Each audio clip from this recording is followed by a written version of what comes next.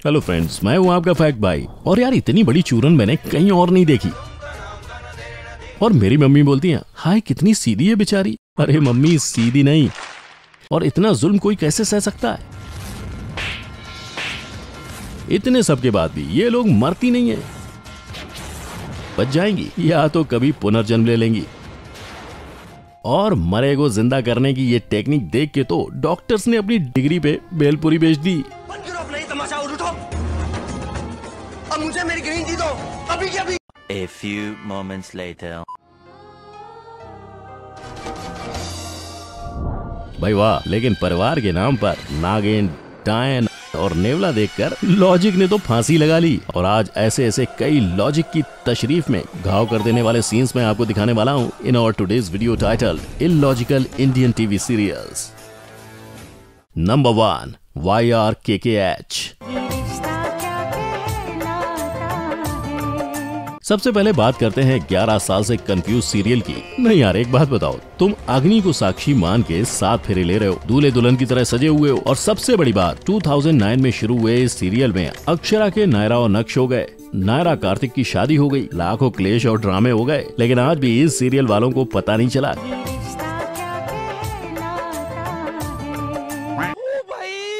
मारो मुझे मारो। भाई एक काम करो, विकिपीडिया पे जाके सर्च कर लो, यहाँ भी इनके नाम और रिश्ते वर्ल्ड वाइड हो चुके हैं। और ये नायरा, इसको तो एक्सीडेंट कराने के लिए ही रखा है। जब भी शो वालों को शो में कुछ ट्विस्ट चाहिए होता है, सीधा नायरा को ठोका जाता है। हमको मारो, हमको जिंदा मत छोड़ो, फैलो।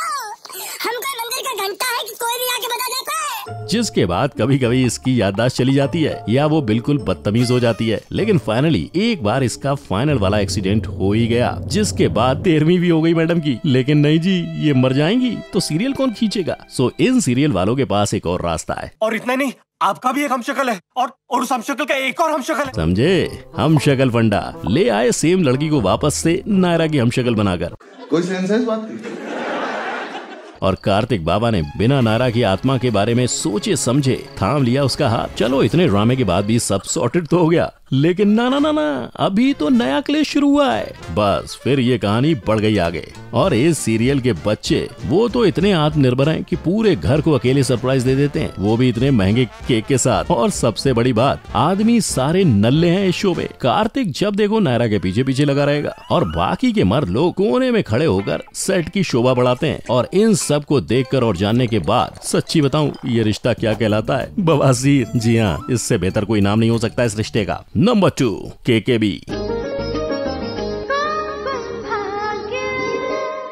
अब इनसे मिलो, ये है इंडियन टीवी सीरियल के सबसे चहेते कपल, यानी अभिषेक और प्रज्ञा। हर साल बर्थडे की तरह शादी करते हैं। मतलब इनकी मैरिज एनिवर्सरी का कोई पता ठिकाना है ही नहीं। शादी करते हैं, बिछड़ जाते हैं, फिर मिलते हैं, फिर शादी करते हैं, फिर बिछड़ जाते हैं, फिर किसी और से शादी कर लेते हैं, फिर कुछ टाइम बाद मिल जाते हैं, फिर एक दूसरे से शादी कर लेते हैं, तीसरा बंदा गया भाड़ में। बंद करो हाथ जोड़ के। मैं जिन्हें देख के हमारी मम्मियाँ बोलती हैं, हाय क्या कपल है। नहीं मतलब यार, शादी ना हो गई, सत्यनारायण की पूजा हो गई, जब मर्जी करा लो। लेकिन एक बात है, शादी किसी से भी करे, रोमांस तो अभी और प्रज्ञा का ही दिखेगा। और भाई ये प्रज्ञा दीदी, ये तो पता नहीं कितनी बार किडनैप हो जाती हैं और फिर सुपर वुमन बन के अकेले ही सबको कूट देती हैं और वापस चली जाती हैं। और इस सीरियल में भी स्टोरी घुमाने के लिए हमशक्ल वाला फंडा लाया गया, जिससे कहानी आगे बढ़ती गई और बढ़ते बढ़ते 11 साल निकल गए। लेकिन प्रज्ञा दीदी का पति अभी द रॉक स्टार इतना नल्ला सिंगर है कि बंदे का आज तक एक सिंगल गाना नहीं सुना मैंने। इसे तो बस प्रज्ञा प्रज्ञा करने के लिए रखा गया है। और लॉजिक की ऐसी तैसी तो तब हो गई जब इस सीरियल में 20 साल बाद वाला लीप आया। इनकी बेटियां अलग अलग बड़ी हुई, इतना ठीक था, पर दोनों मिल गए, दोनों का एक दूसरे के घर आना जाना शुरू हुआ। प्रज्ञा अभिषेक आमने सामने आए भी, बातें भी हुई, लेकिन ये पता नहीं चल पाया कि दोनों की बेटियां रिया और प्राची हैं। क्योंकि पता चल जाएगा कि रिया प्राची बहनें हैं, उनके माँ बाप प्रज्ञा अभी हैं, तो पूरा परिवार मिल जाएगा, तो सीरियल खत्म हो जाएगा। और ये बंदी, इसको तो सीरियल में पूरे टाइम बेइज्जती कराने के पैसे मिलते हैं। और सबसे बड़ी बात कि ये इस परिवार की सदस्य नहीं, बल्कि अभिषेक की बहन आलिया की फ्रेंड है, जो पूरी जिंदगी इसी घर में बैठी रहती है। नहीं मतलब यार, ये घर है या आश्रम, कोई भी डेरा डाल के बैठ जाता है। और इनके छोटे छोटे क्लेशों से ये सीरियल सबको पसंद आ रहा है। मतलब कुल मिला के लोग अपना क्लेश भुलाने के लिए इनका क्लेश देखते हैं, वो भी बिना सर पैर का। Number 3, SSK।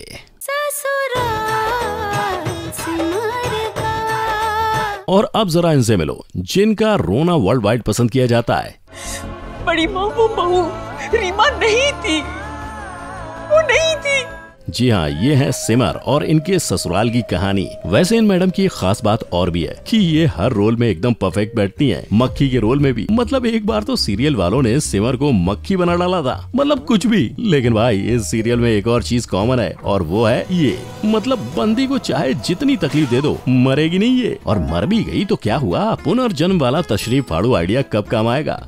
इसका भी हो गया पुनर्जन्म। लेकिन मैडम को एक एक सीन से मंगल सूत्र का एहसास तक सब याद आ गया और ये वापस अपने पिछले जन्म वाले घर में रायता फैलाने आ गई। नहीं यार, मतलब अच्छा हुआ जो आइंस्टीन पहले ही मर गए, वरना अगर वो ये सीरियल देखते ना तो आज जो उनकी फोटो में उनके खड़े खड़े बाल दिखते हैं उसकी जगह पूरा टकला दिखता, क्योंकि इसे देख के वो अपने बाल खुद ही नोच लेते। लेकिन मैडम का एक और रूप शायद आपने नहीं देखा होगा। कौन है आप ये बोलने वाले कि आप मेरे पति को बचा नहीं पाए? उन्हें मौत के मुंह से निकाल कर मैं लाऊंगी। उनका ऑपरेशन अब मैं करूं। गजब, मतलब यार ये तो MMBS निकली। लेकिन भाई मेरा दिमाग तो ये सीन देख के 1 सेकंड के लिए हैंग हो गया था।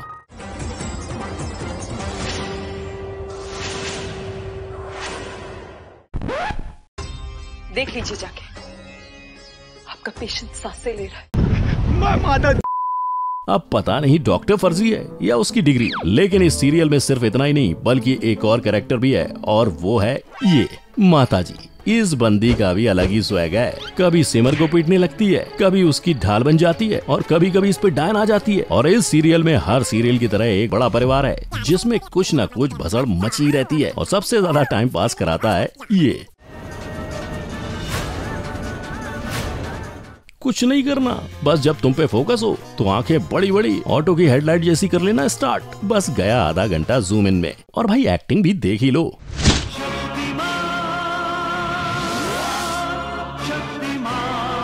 ये तो माताजी के साथ चीटिंग हुई है भाई। बंदी को ठीक से थप्पड़ पड़ा भी नहीं था और ये शक्तिमान की तरह गोल गोल घूमती हुई गई और टेंट के पर्दे को खुद ही गले में लपेट लिया। लेकिन सब ऐसे देख रहे हैं जैसे माताजी की वजह से ये मर जाती। भाई वाह। और इसी ओवर एक्टिंग के साथ इसका नया सीजन भी चालू हो गया, ससुराल सिमर का सीजन 2। और सिमर ने फिर से अपने वर्ल्ड वाइड आंसू बहाना शुरू कर दिए। रोती रहे बेटा, तेरे आंसुओं से ही तो TRP आ रही है। नंबर 4, नागिन। अब जिस सीरियल की बात करने जा रहा हूँ वो है नागिन।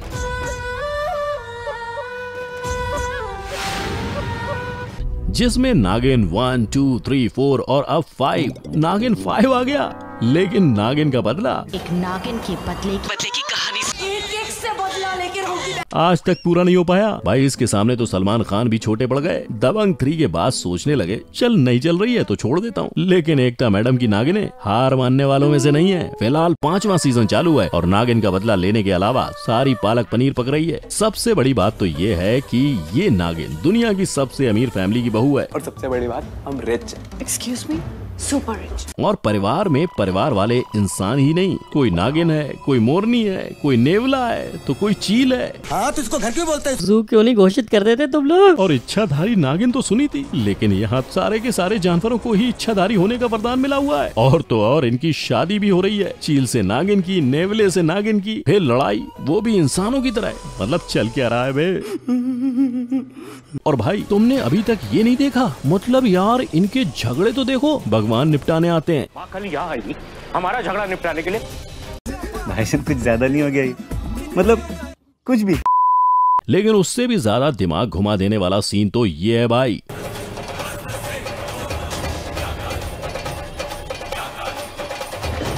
चलो भाई, अपने इंडिया में लोगों पे माता आ जाती है, ये मैं कैसे भी मान लेता हूँ। लेकिन माता जी की ज्वेलरी, कपड़े, मेकअप सब एक अंगड़ाई लेने पे हो जाते हैं, वो भी एकदम परफेक्शन के साथ।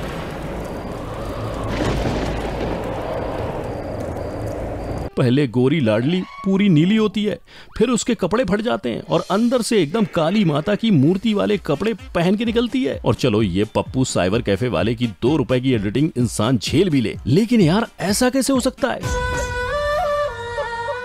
मतलब जिस रंग के कपड़े उसी रंग की इन नागिनों की केचुली। मतलब यार इस पूरे सीरियल में ना सस्ती एडिटिंग और पता नहीं क्या फूंक के लिखी गई स्क्रिप्ट के चक्कर में लॉजिक को एक डब्बे में बंद करके समंदर में फेंक दिया गया है। नंबर 5,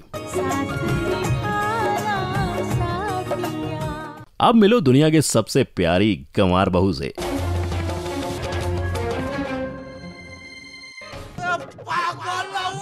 मतलब कोई इतना गंवार कैसे हो सकता है? मोगली के खानदान से है क्या? लेकिन बंदी में सहन शक्ति बहुत है, जो आता है बजा के चला जाता है।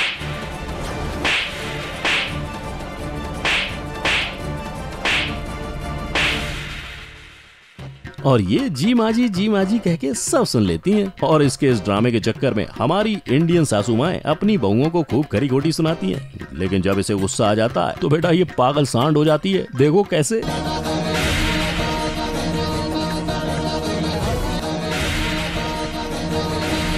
अपनी सास को भी नहीं छोड़ती ये, और कभी कभी तो इस पे माता भी आ जाती है। मतलब इस बंदी का ऑडियंस पर ऐसा असर हुआ कि लोग इस सीरियल को साथ निभाना साथिया से गोपी बहू बोलने लगे थे। और भाई बंदी की इम्यूनिटी तो इसके अहम जी में थी, क्योंकि एक बार ये मर गई, मतलब सच्ची वाली मर गई। तुम कब तक सोती रहोगी, वो भी मेरी बिना इजाजत के?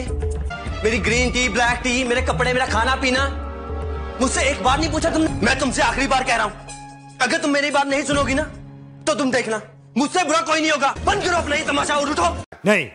लेकिन इस अहम को अपनी लगी पड़ी थी, और चमत्कार तो तब हुआ जब जिंदा हो गई मैडम। क्लैप्स। मतलब यार इन सीरियल्स में डॉक्टर्स, इंजीनियर, साइंटिस्ट, यहाँ तक कि खुद भगवान, सब कुछ इनकी बहुएं और उनके पति होते हैं। और ये चीज अपनी आंटियों, मम्मियों और लोगों को बहुत पसंद आती है। लेकिन दोस्तों आज इस वीडियो को बनाने के बाद मुझे भी समझ आ गया है कि एक इंडियन टीवी सीरियल बनाने के लिए क्या चाहिए। सबसे पहले एक ऐसी बहू जो फुल मजबूत हो लेकिन गंवार हो, सबकी जली कटी खूब रो रो कर सुने। फिर एक सासू माँ जो साइड से विलेन का भी काम करें और सबको दबा के रखें। एक बिना लॉजिक की स्क्रिप्ट जिसमें रोज एक नया रायता फैले, ढेर सारा मेकअप और 15-20 किलो गहने, 2-4 लीटर आंसू बहाने के लिए ग्लिसरीन और थोड़ा बहुत नाच गाना।